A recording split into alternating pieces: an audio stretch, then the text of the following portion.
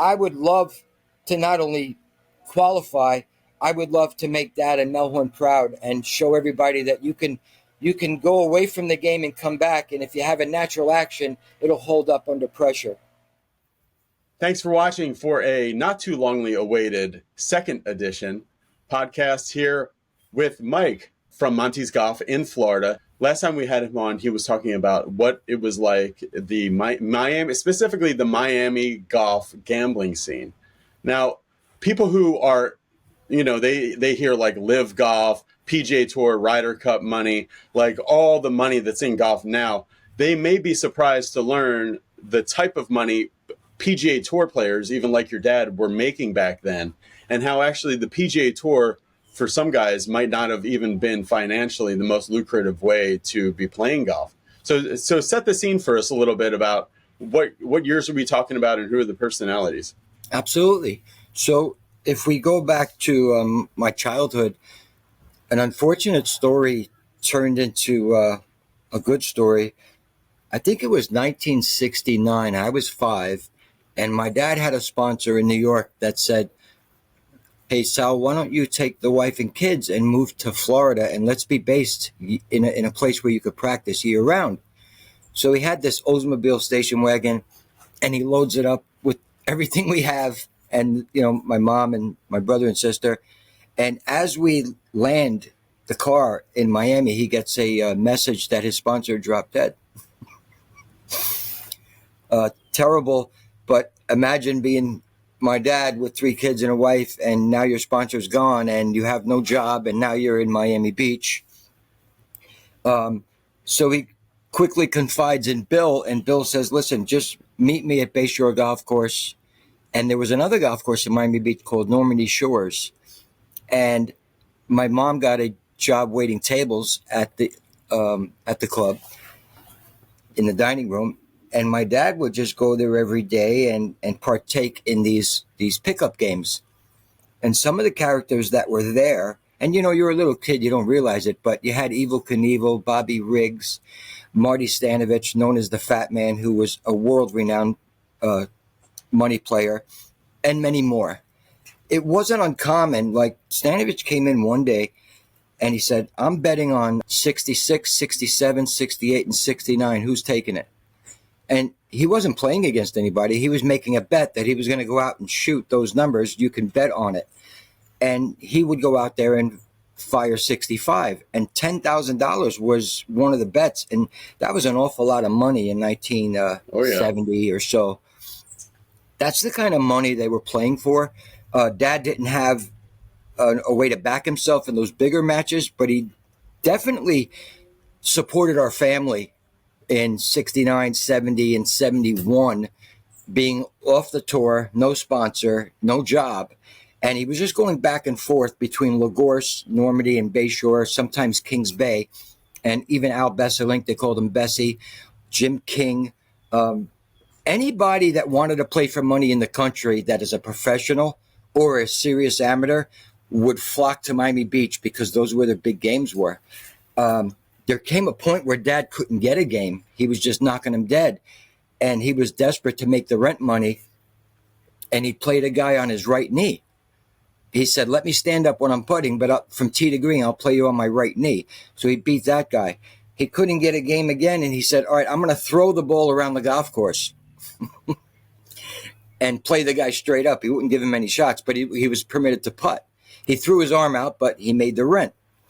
Then there's horrible stories where you have a little bit of deceit. A guy you thought was a fellow tour player friend would bring in a player as his partner. Not as his partner. He'd bring in a couple of guys to gamble, and he'd say, "I'm going to partner with you. We're going to play these guys."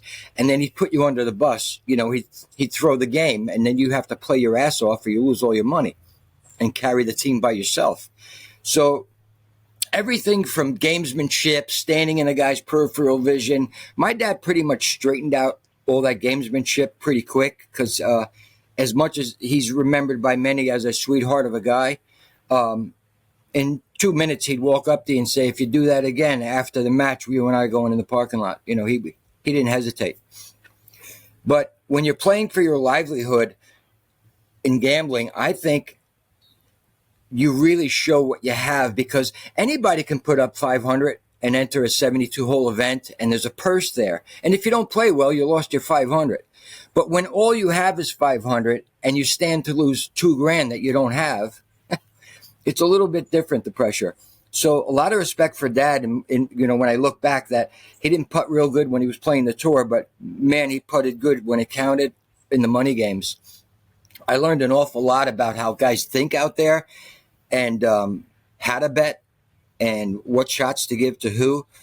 I was gambling at probably 12, 13, and 14 at the Fontainebleau, because a lot of guys would come to the Fontainebleau once my dad was there. But now when I'm there, my dad wants me to get my beak wet and start playing and being under pressure. So he tells guys, "You're playing my son." Then they'd give me $5 Nassau's and stuff like that. I would do well.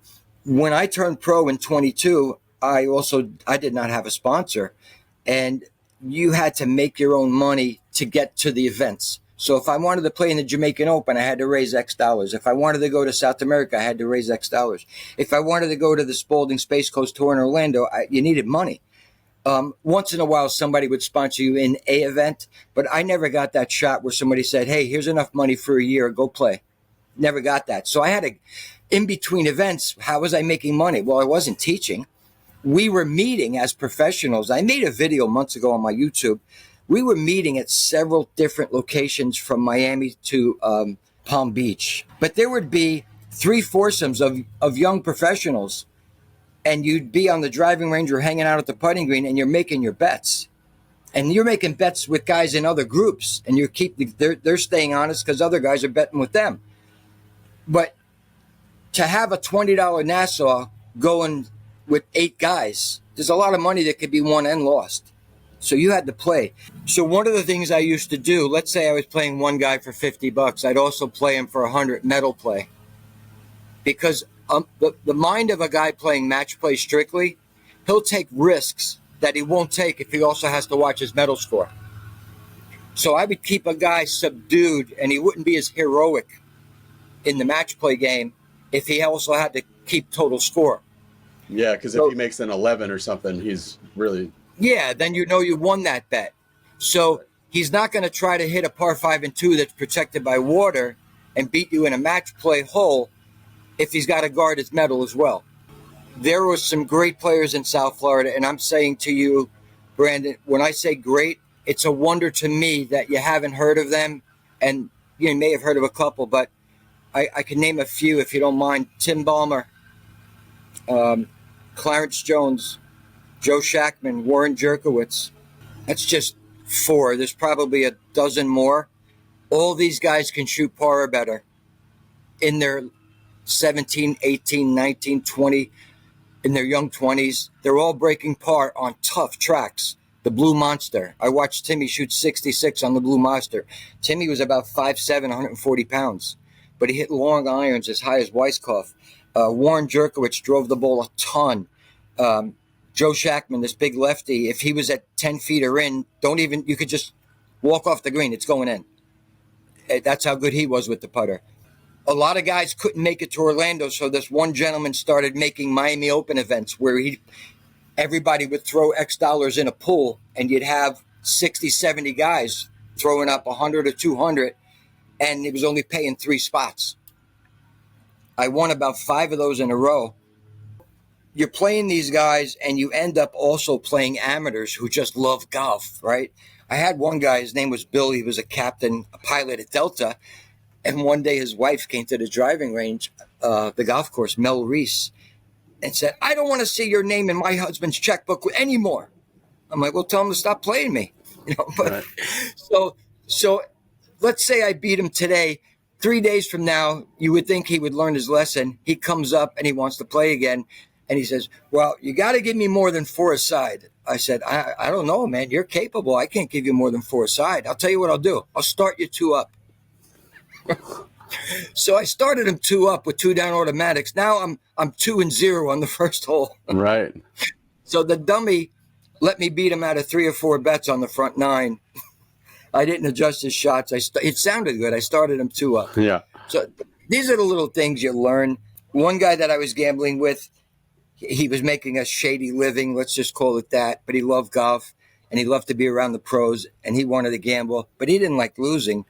We're on a hole where the bunker is deep. I'm on the green waiting for this gentleman to hit out of the bunker, and he's in there a little longer than normal. So I walk up to the bunker where I can see him, and as I walk up, he's got the club in his left hand and the ball in his right, and he's throwing it underhand and then grabbing the club.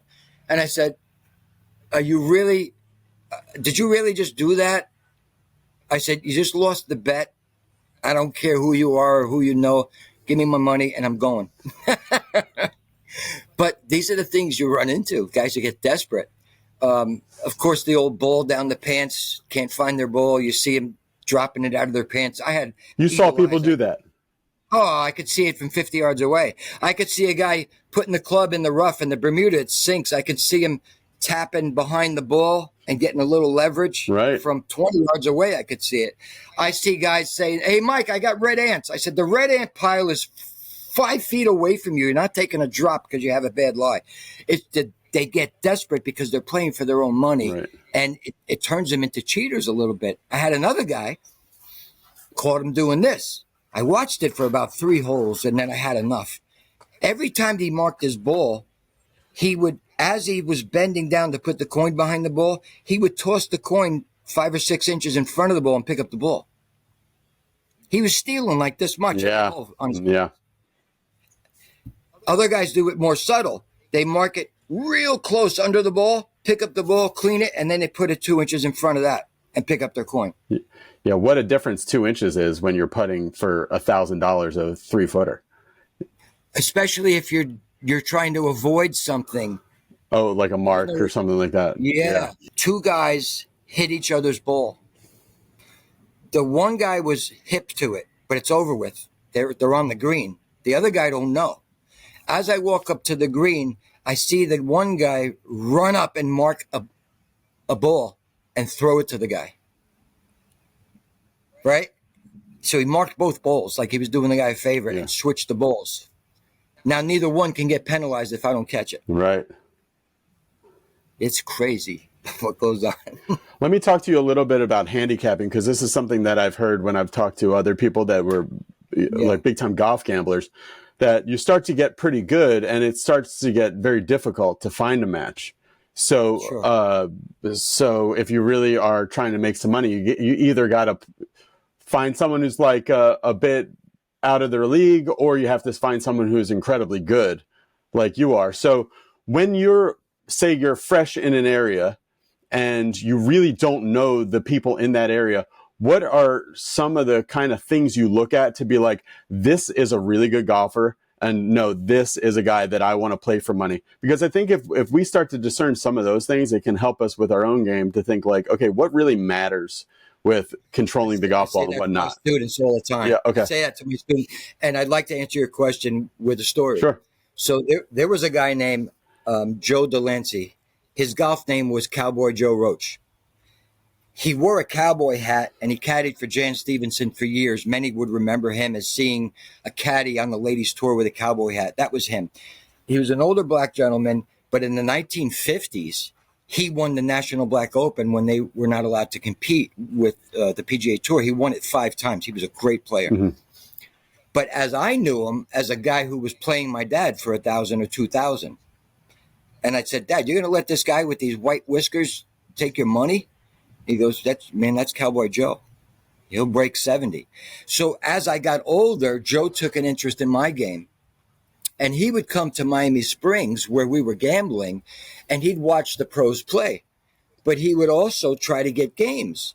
Now, if you saw Joe Roach walking, it looked like he almost needed assistance. It was a very slow walk. He had white, frizzy hair, white beard. And he would talk real slow. Like he'd say to us, say, fellas, what can we do today? Does anybody want to play for a few dollars? I come all the way over here. I'd like to get a game. And they look at him and size him up. If they don't know him, I go, yeah, you got a game. What do you want? Well, just give me them red tees. I'm old. It's like the guy that's crippled, but if he's a classical pianist, now he gets in front of the piano and all of a sudden he's like, Right. when he drew the club back, he wasn't old anymore. He wasn't walking slow anymore. He would rip at 250 and take your money. Now, what did I learn from Joe?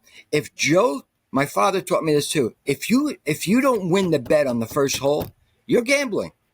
So Joe says to me one day, "Hey, say, how'd you like to come with me up to Okeechobee?"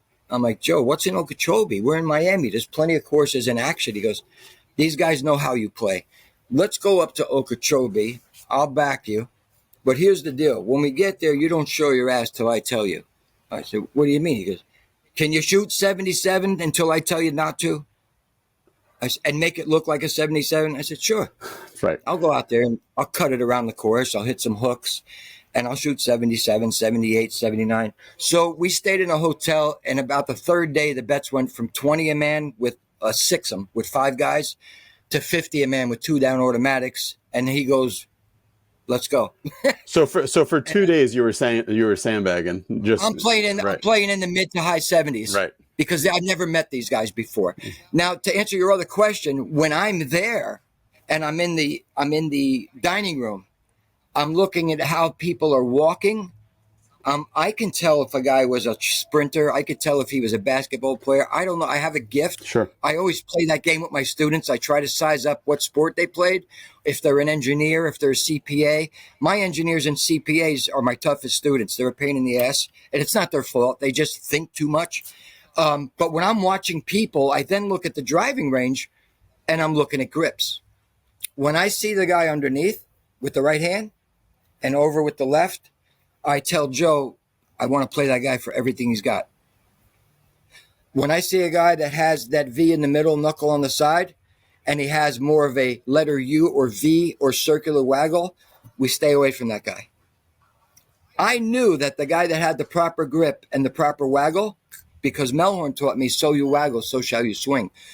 Compared to the guy with the bad grip that's doing this before every shot, I knew which player was going to be easy pickings, in that sooner or later that guy with that grip is going to blow it dead right. Sooner or later he's going to flip it and hit it dead left. The other guy is going to be in play most of the day, and if he gets hot with the putter, he's dangerous. So I went on the road with Joe, and I learned a lot from him. And then if we have a minute, I'd like to jump off the gambling subject and tell you a story of Joe. I talk about Melhorn, my dad.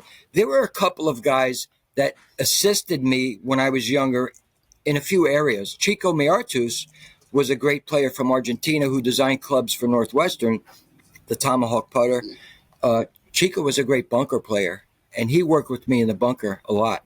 Joe Roach, when he caddied for Jan, they had a system. They would go up to a shot when she missed a green, and he'd say, "Hey, Jan, pitching wedge, number 4.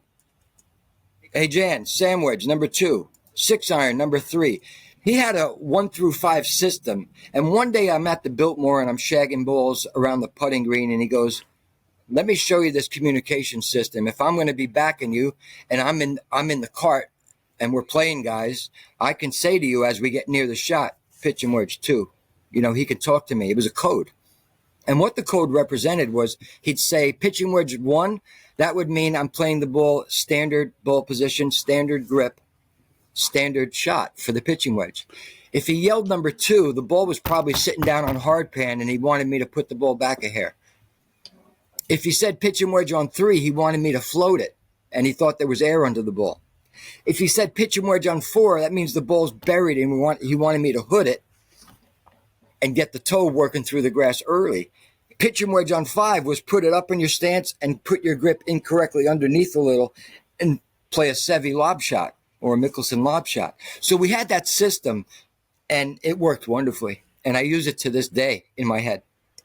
So I learned a lot from that hustler. And when I tell you he was a hustler, he brings me to mind another guy. This fella drove a beat-up Cadillac. He always had his dog with him. He slept in his car sometimes at the golf course. He would change his shirt in the parking lot. He was a mess.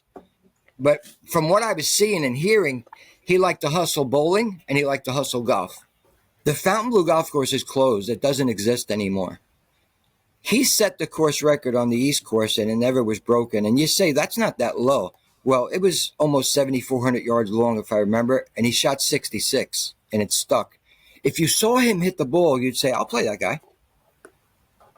He hit a knockdown cut that had more movement than Bruce Litsky's shot. Right. It looked like he couldn't play. But boy, was he dangerous. From tee to green, he knew what the ball was going to do.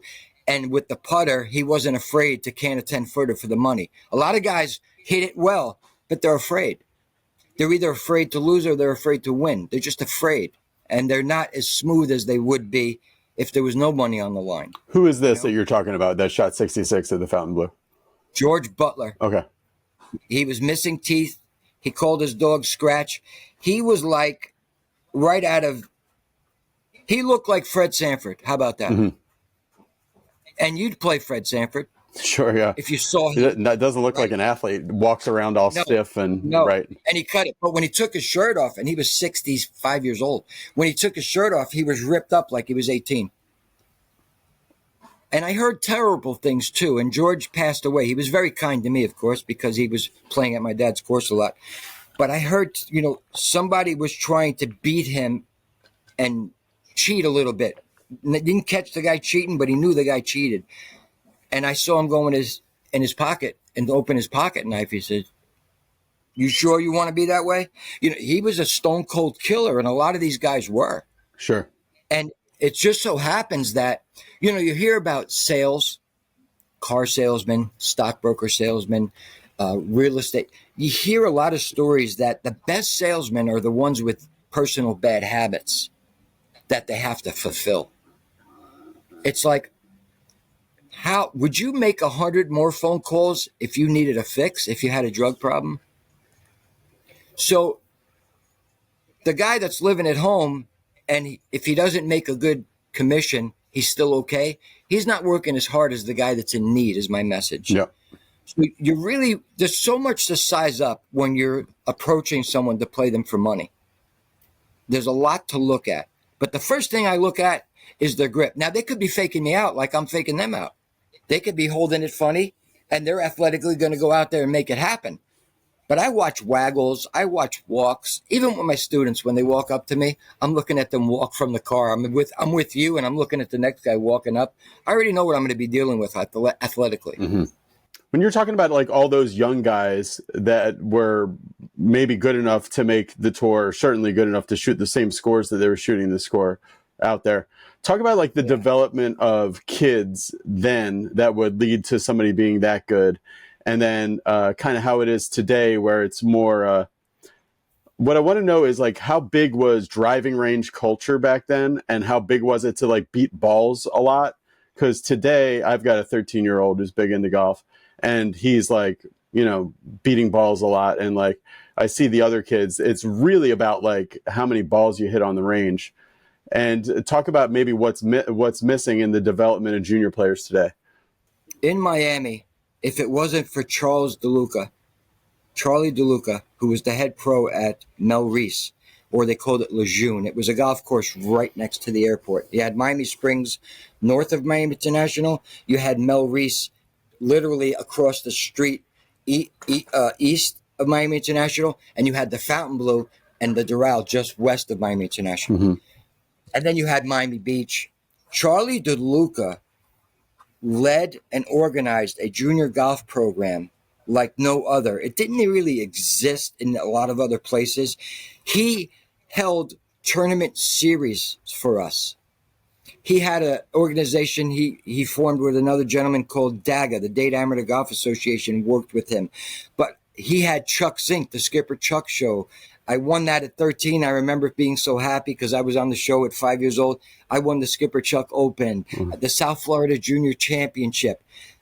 If it wasn't for Charlie, many of us that I mentioned wouldn't have had our games. I would have had a decent game because I had Bill and Dad and I had the Fontainebleau, but I didn't have competition other than the gambling matches. I was playing tournament golf at 8 years old. Now, nowadays, tournament golf, the parents have to have a few extra dollars, and there's these leagues, and they're all over the country. They got to travel. Right in Miami, we had a series of tournaments, like like I wish the kids had over here. So you have the first tee program that Charlie Boy, we call him, Charlie the Third, when his father passed, he created that first tee program in conjunction with other first tee programs. There's one at Chi-Chi's. That's a great junior golf program. But a lot of those kids are unfortunately not from a family that can afford to give them the lessons and the tournament entry fees and say, go play on Saturday. Here's $80. So that's a great program because it keeps the kids moving and they play little things amongst themselves. What's different is this. I can teach 10-year-olds right now from 10 different families. And I'll say to all the parents, I'm going to give all these children the same information, the same attention, the same fundamental grip, the same idea of the pivot.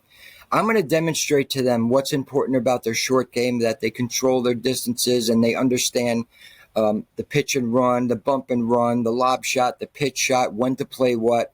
I'm going to show them how to make a putting stroke. They'll develop their own. But here's what I'm going to tell you, folks.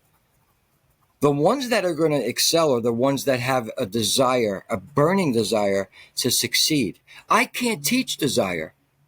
I can't do it. If you come to me with desire, I'll make you a champion. But if you bring me your child and they really don't want to play golf and you're making them play golf, they're not for me, I'm not for them, and golf's not for them. So when people say, what do you think? Does my son have it?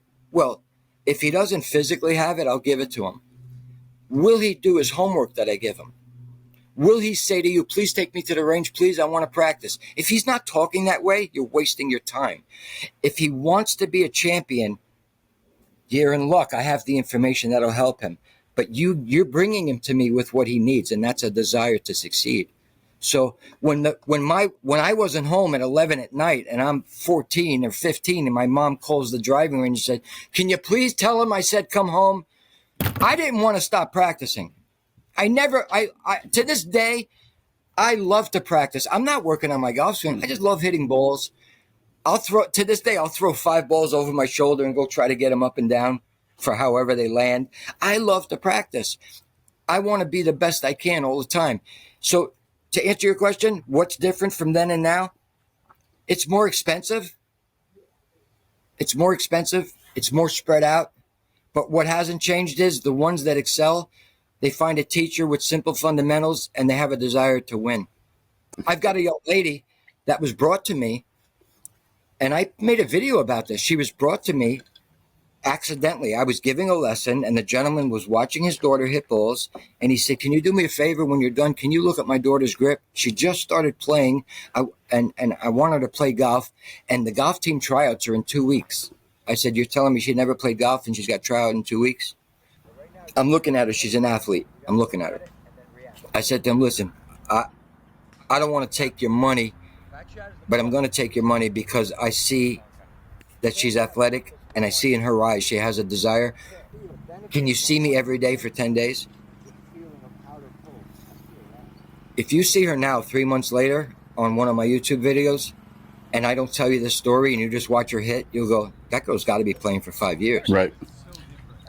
Now, what she had going for her, Brandon, her dad gave me his Instagram.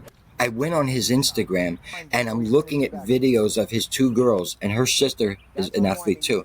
She's older though. I'm looking at the 2 playing softball and volleyball. I saw one video of this girl who's 16 now when she was 8 throwing a pitch in a game, underhand softball, and the video just caught her eyes after the pitch.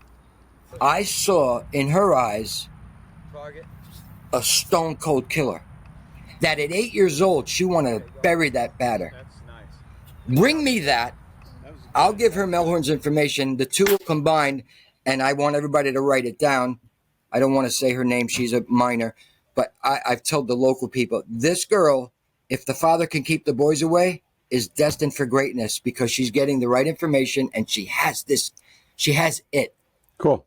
These guys I'm mentioning to you that surfaced, and I said, they should be on the tour, but for some reason life happens and they didn't make the tour. Some went to China to play the Asian tour. Some went to South Africa. Some went to the Caribbean and South America like me. But we always talk about, why didn't this person make it? Well, You have to ask yourself something. Do you know Bruce Fleischer? Yeah. He passed. Did you hear of him? Yeah, I know the name. I know what he looks like, but I don't really know I'm the going to give you swing. an example. I'm going to give you an example what the public doesn't think about. Bruce Fleischer in 1968 wins the United States Amateur Tournament, the U.S. Amateur. Mel Horn says to my father, who's probably 35 or so at the time, this kid, Bruce Fleischer, that just won the U.S. Amateur, he's going to dominate the whole entire globe. My father said, that guy? He says, yeah, watch, mark my words. He's going to dominate. Nobody knows this, but Bruce, rest in peace, his wife that he married, took ill and had a lifelong battle with some health problems. Bruce decided that he was going to take a club job in North Miami Beach and be at home with his wife. Everybody wondered what happened to Bruce. But, when Bruce turned 50, he won 7 or 8 events, and Melhorn was passed. But I looked up to this guy and said, you were right. It just took 30 years to happen. Right. As soon as he was able to focus on his dream again, Melhorn was right. But the public doesn't know what happens to champions. What happened to Bill Rogers? Does anybody ever wonder? The guy dominated the world in 1981. Where is he? I found out. I wanted to know because when I was a young kid, I loved that guy's putting stroke. Right. I loved his game. And I looked it up and I saw an interview where he said, I just wanted to be at home and have a club job. I didn't want to be on the road anymore. So you don't know the stories. Yeah. In your life, you probably taught how many golf lessons do you think? Roundabout. I don't know if you've ever tried to put it together. I did try to do it. And I took away a few of the years I wasn't teaching. I think it's between 45 and 65,000 lessons. Wow. What I wanted to get to was that you've taught tens of thousands of golf lessons and with thousands of different golfers, and you've seen golfers. So Be Better Golf is a lot of people, for the most part, they've been golfing for a long time that are looking to break through into a new plateau.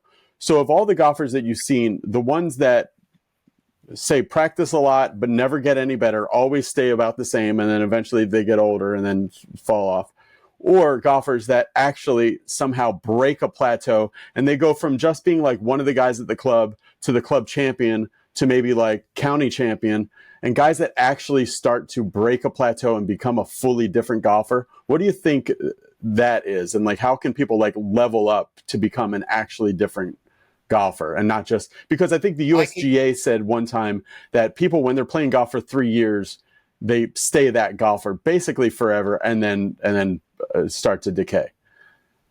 So I can give you a short answer, but I'm not that guy. I'm a little deeper.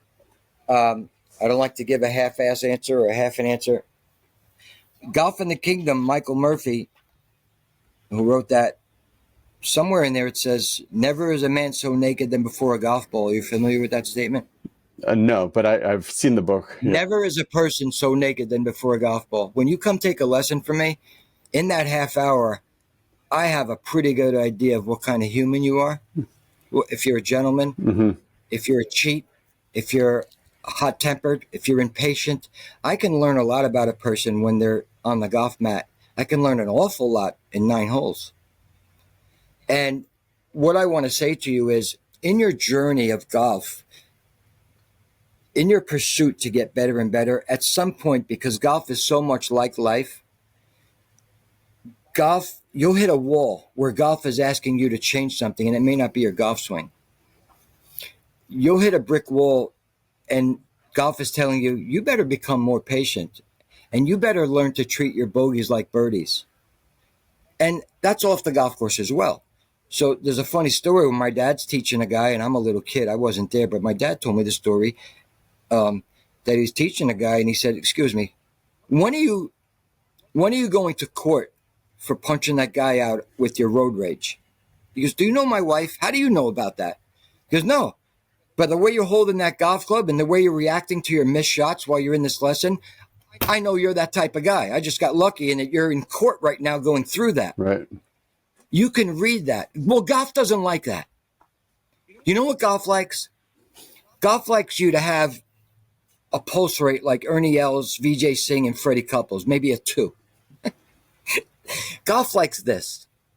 So Bill would say to me, if I drive out on the golf course in one of your competitions and I see you walking off the green, Michael, I by looking at you, I better not be able to discern to know if you've made triple bogey or birdie. Don't get too high and don't get too low. Stay here. He knew that your blood pressure and your emotions, if they're going like this, he knew that would affect your tempo, decision making, what shot to play when. You know, when you're mad about making a double bogey on the last hole, and now you're trying to hit a shot that you wouldn't make if you were 3 under, you would go to the fat side. Now you made double because you're stupidly reacting with your temper and ego to want to try to get back 2 shots in 1 hole. You see?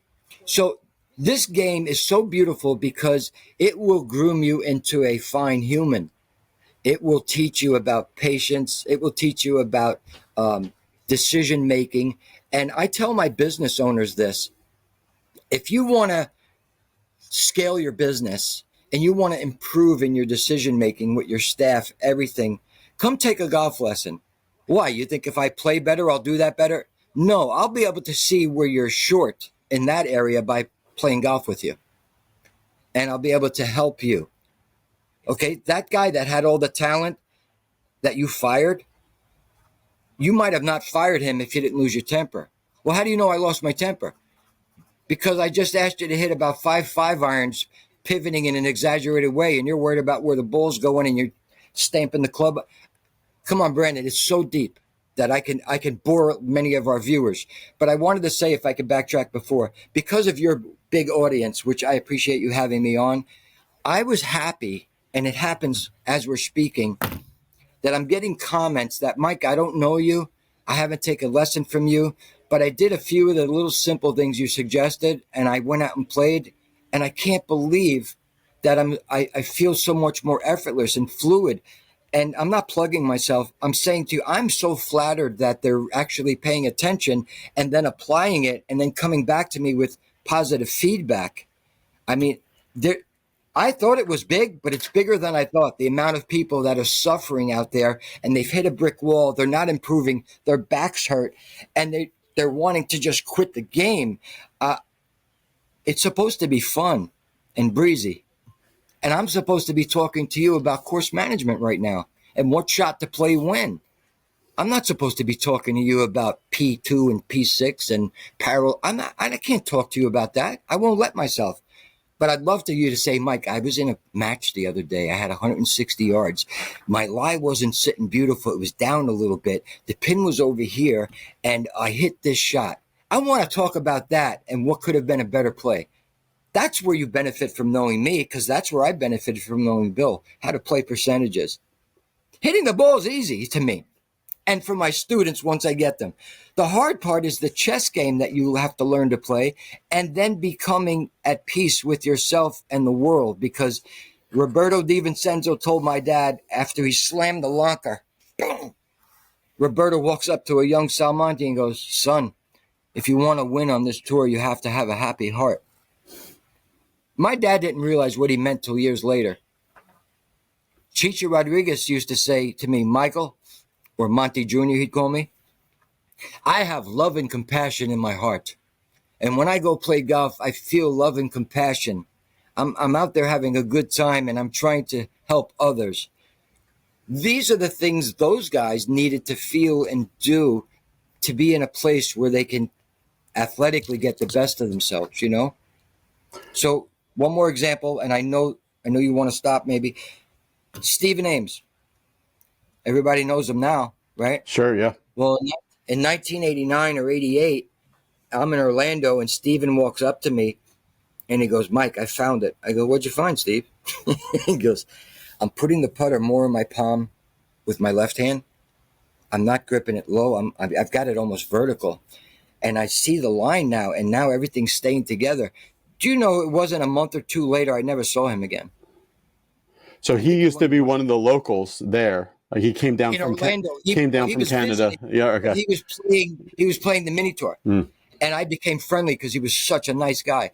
And but I remember the day he said that something clicked, and that's how fast a life can change. Because I think he won the Western Open the following year, and to this day he's a great player. But here's what I wanted to tell you that I told my dad about Steven. I said, Dad, after the round, I went to Hunter's Creek to use their practice facility, and I hit some bunker shots. I hit some wedge shots. I hit some drives. I worked on a few things that I sucked at that day. And when I got back to the Days Inn on Orange Blossom Trail, some of the guys were hanging out by the pool, and I said, you guys just get here? He goes, no, we've been here since the tournament ended. Yeah. And I said to my dad, I said, here I am running every day, skipping rope, practicing my ass off. They're hanging out with a soft drink or a cocktail. I'm breaking my ass. He's making money. I'm shooting 69.74. He's shooting 69.66. What's the difference? Well, my dad said, there's a couple of things, Michael. That guy and that guy you told me about, they believe in themselves. And they also don't feel a need to do what you're doing to have permission to win. See, if you go out and play and you didn't do your work, I know you, you're my son. You self-sabotage. You feel like you don't deserve it. But if you hit balls and you run and you putt and you do this, you show up saying, this is mine. You're all playing for second. I worked hard. That's my mentality. But some guys, they're so chill. And that's what golf loves. They don't want the guy that wants it so badly that he gets tight. You follow? Yeah. That's amazing. I went off again. No, that was great. So the main thing that sabotages people from getting better that I got from that is their personal emotions, and then also being too internal with their thoughts. Oh, 1,000%. Okay. I mean, I have guys that sure they've never met me and they're in their. You're playing for 5 years and you're shooting 95. If I had you for 5 years, I'd have you breaking 80 at least. Right. Right? Maybe better. What's going on? And then I look at their golf swing, and sure, there's some malfunctions and artificialness in their golf swing. But for the most part, I get them moving better fairly quickly.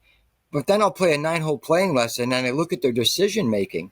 So I think a guy that's shooting in the 80s and he's athletically capable and he's got a decent move that wants to be in the mid 70s, he really needs to understand that Mike Donald, that I knew and reached out on in your comment section of our video. Yeah. Mike reached out to me and said hello. Mike, if Hale Irwin doesn't knock that 60-footer in, Mike wins the U.S. Open. Oh, okay. Remember when Hale Irwin went around? Yeah. High-fiving everybody. Yeah. That putt he made, which was 80 miles long, Yeah. tied Mike Donald for the U.S. Open, and Mike lost the playoff the next day. Mike's like this. Mike's waiting for his U.S. Open trophy. The guy's going to two-putt. It's a mile putt. Yeah. He drained it. Mike wasn't the same after that. Okay. Maybe Mike. And this is a guy that you know? Yeah. He's a guy from Hollywood, Mm-hmm. just north of Miami. Now, the story with Mike is his sponsors brought him to my dad when he was excuse my dog. That's all right. There's a repairman in there. They brought Mike Donald to my dad to look at and Bill to look at back in the late 70s, I think it was. And they said, Sal, can you watch this young man? We want your opinion on whether we should sponsor him or not. And Mike, I think he shot a pair of 75s at the Fontainebleau. And they said, Sal, what do you think? He says, back him. And he goes, Sal, he shot 75. Really? Back him. The guy manages his ball like a seasoned veteran. My course is tough.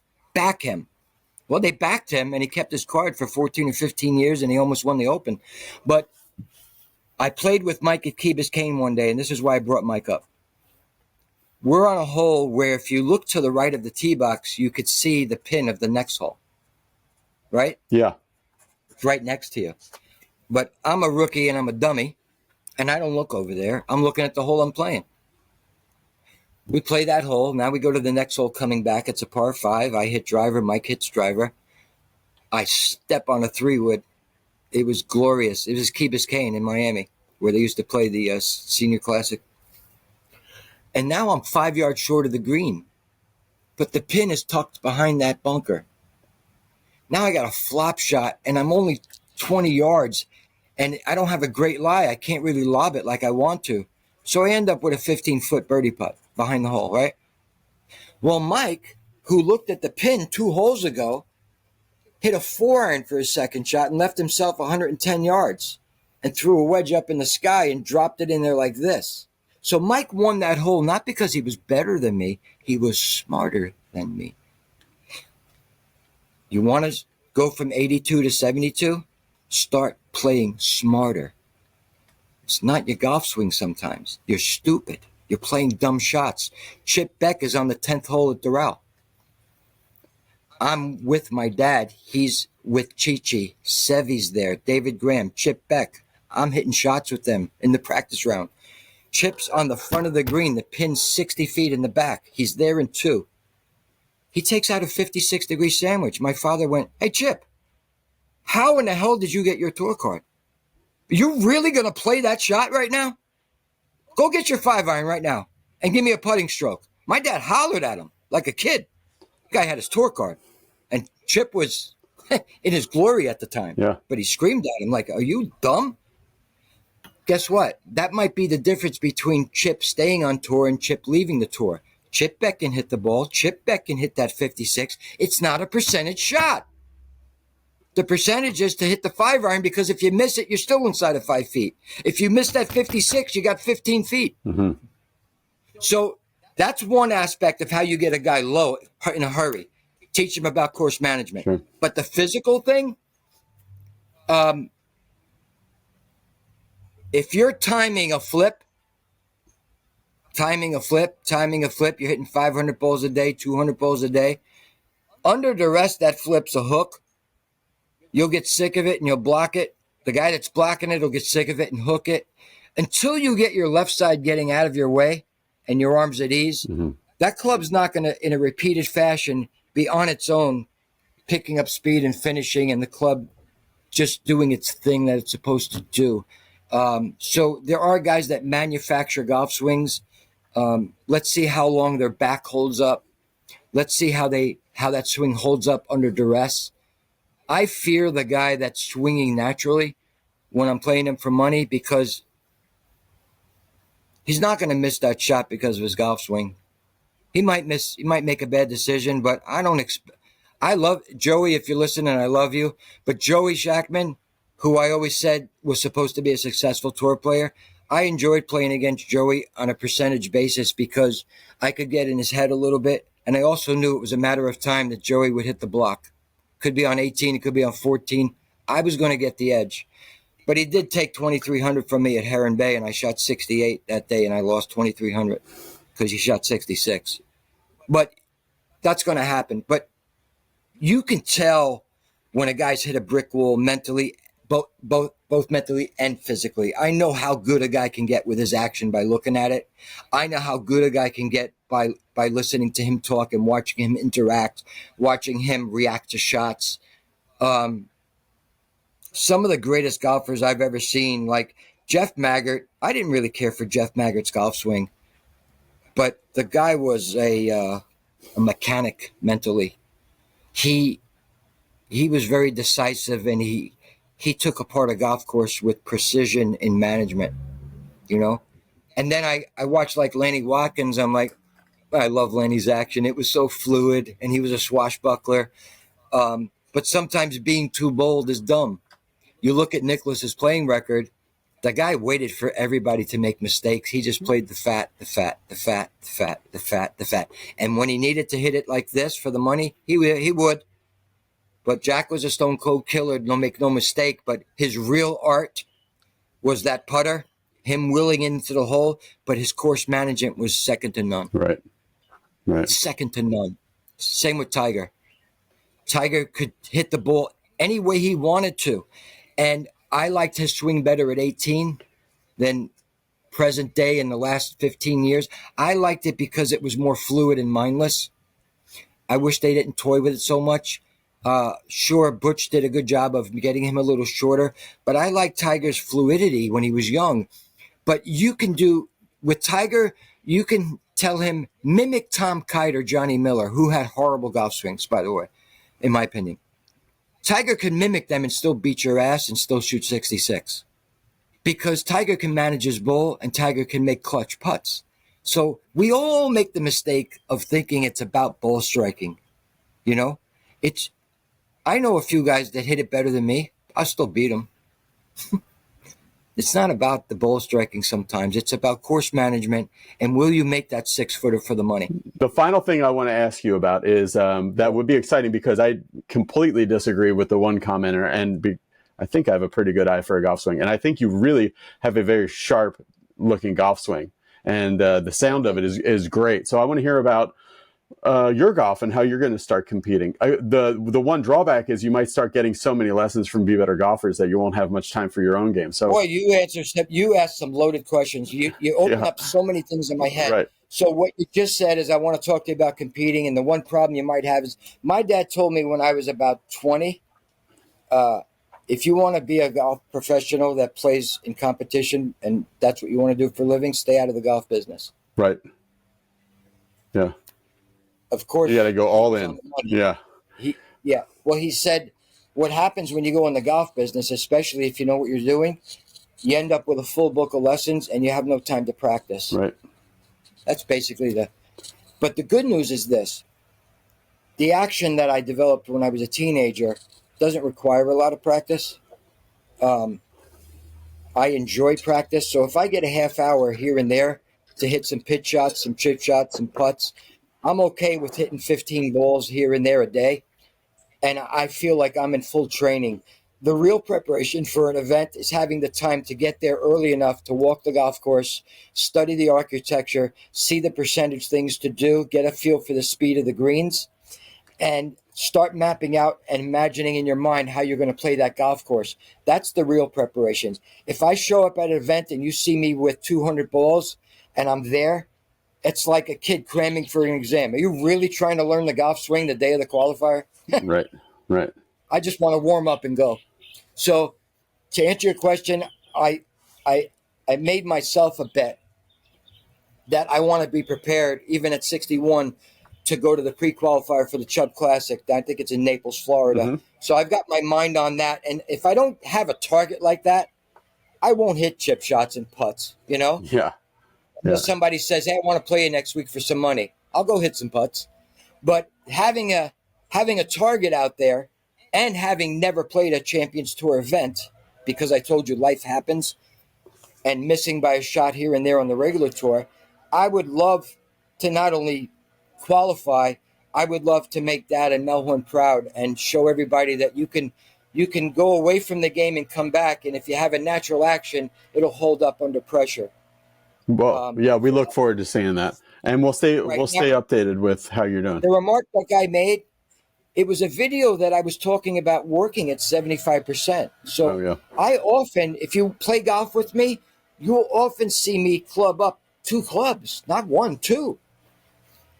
Because unless the pin is tucked, I'm not going up there with a full swing. Mm-hmm.